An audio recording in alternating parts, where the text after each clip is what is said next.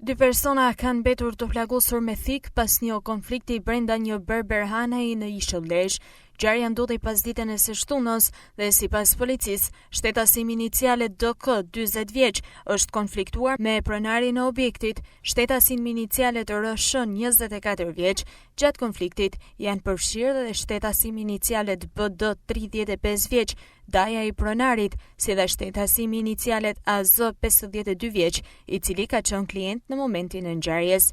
Gjatë përplasjes mes tyre, shtetasim inicialet DK ka plagosur me mjet prerostik, shtetasit inicialet RSH dhe AZ, të cilët kanë marrë dëmtime në pjesën e dorës. Të dëmtuarit janë transportuar në spitalin rajonal të Lezhës, ku kanë marrë ndihmën mjekësore dhe më pas janë paraqitur në komisariat për të bërë kallëzim lidhur me rastin.